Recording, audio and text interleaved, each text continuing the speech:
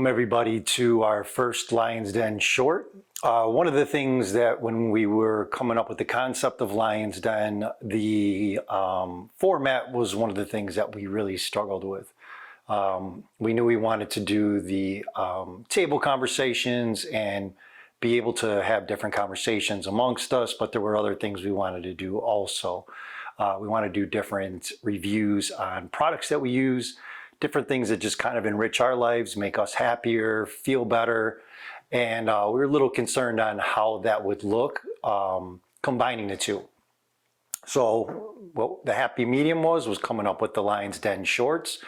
The first one, we're going to be talking a little bit about two different things. One is intermittent fasting. The other one is meal prepping.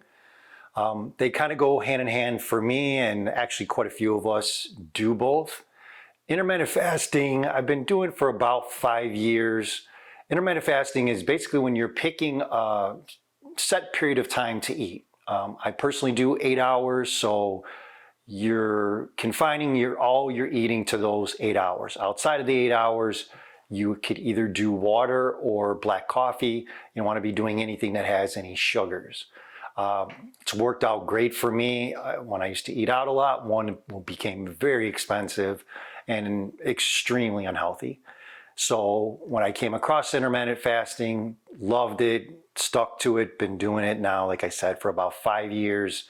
And it wasn't so easy in the beginning. What you'll kind of find when you first start doing it, you'll be shocked how often you snack. I especially snacked a lot at night. So that was probably one of the most difficult things I had. The other thing I had a lot of difficulty with is the mornings is black coffee. I'm not a big black coffee guy. I've learned to enjoy it. I would highly recommend pour over method or a cold brew, something that's going to give you a little smoother coffee instead of something that is so bitter.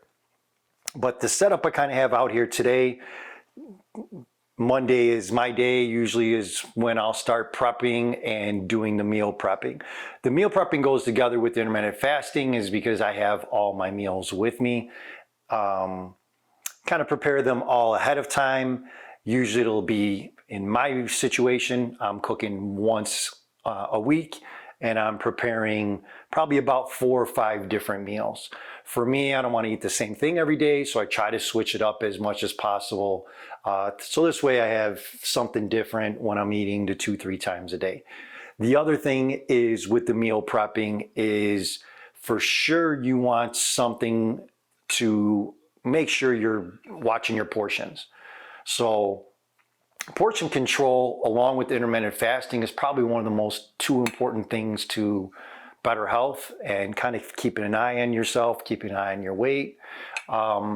What I love about these particular ones is that they're glass.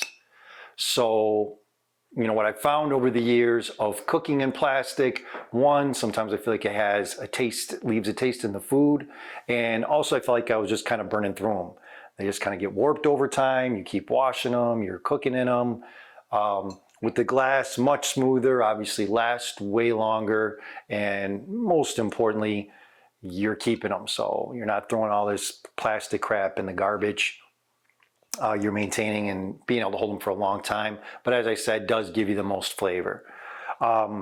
Big thing with meal prepping is you want to try as much variety as possible. The more you have, the better off you are. And also time is a huge thing. So anything that can cut down time of meal prepping is a huge plus. Right now summer's just started for us, so I'll be doing a lot of barbecuing, but I'll show you kind of some of the other stuff I use during the winter time when I don't mind being inside so long, or my wife and I have time to cook all day because it's not like we're doing anything outside because it's snowy or crappy. As it gets nicer out in the summer, we want to be outside as much, want to be at the beach, want to be doing a lot of other things that is much more fun than cooking. So that being said, I got a couple different seasonings out here that I like to use because again, the more you're kind of switching it up, the less bored you're going to be with it. I have Shish Kebab here. This particular one is made slightly different. One thing I did want to talk about today is a cheat for Shish Kebab. Super easy, delicious. People will be wondering how the hell you made it. And this particular one actually has it. But all it is marinating. I would only do it with chicken and your veggies, but marinating it in Italian dressing. You could do it for 4 to 5 hours. It'll come out, throw them on your skewers, and ends up absolutely delicious. People will be shocked how good they are. But it's a super easy cheat, very inexpensive, something you can do over and over again. I mean, the last 3 weeks, we've made them that way. It's kind of why I switched it up today, where it's just the veggies, because we wanted some additional veggies. But I did use some different seasonings for both the chicken and then also for the meat. So just a little quick tidbit for you. Again, what this is really supposed to be is just life hacks. Things make life a little easier, things to, some things to be less worried about.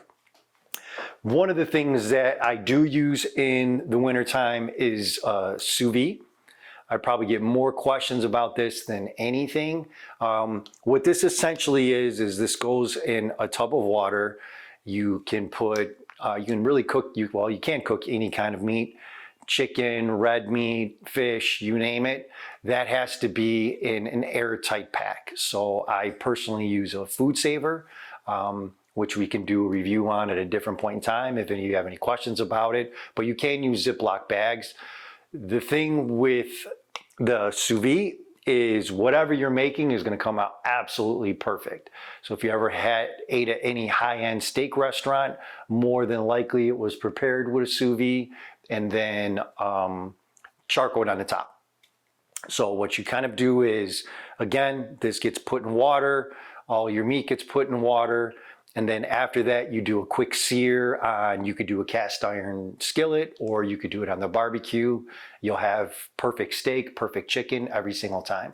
I personally love it because I have a bad habit of overcooking chicken. And with this, I never do. It comes out perfect every time. Juicy, tender, never overcooked. The plus with this is you can leave it and forget it. So once you put it in, it have different cooking times, 2-3 hours, and you usually have about 2 to 3 hours after where it's going to maintain. I want to be very clear, because it's kind of confusing to a lot of people. You're not boiling it. It's just kind of maintaining that temperature in your water. And through that, it's just kind of like a slow cook. Once it hits the temperature that you want your meat at, be it rare, medium, well, it then maintains that. So the nice thing about this is you can cook, I mean, I've cooked 7-8 different chicken breasts at one time, and then you're done. So there's 7-8 chicken breasts that you have for your meal prep for the entire week, and it's done at once. And you could do it with, again, any type of meat. You know, so you do it with steaks. Steaks actually is perfect with this. You can also do it with fish. The other thing that I do use quite a bit in the wintertime, and I'll still use both of these now, but if it's nice out, I'm usually barbecuing, is this is the Ninja Foodi. So this is an Instapot and an air fryer. So the nice thing with anybody who hasn't used an Instapot is, again, you're able to cook a lot at once and you could kind of leave it alone. So it's a huge plus of, again, both of these, you're saving a lot of time. The other thing too is you have different varieties. So if I'm cooking on the range or cooking in the stove, using the Sous Vide, cooking on the Instapot, it's different flavors, different stuff. So again, a lot of variety, and also most importantly, saving time. So I prefer the Ninja Foodi. I've had a lot of luck with it. I have had the Instapot. At the time I purchased this, Instapot did not have an air fryer, which I do think they do have now. But again, this has worked fabulously for me. Big fan of it.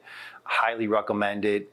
And then kind of in the end is just my thermos for my black coffee, because you can't have any flavors in it. So no creams, no sugars, no anything. So you definitely want something that's either going to keep it cold all day or keep it warm all day.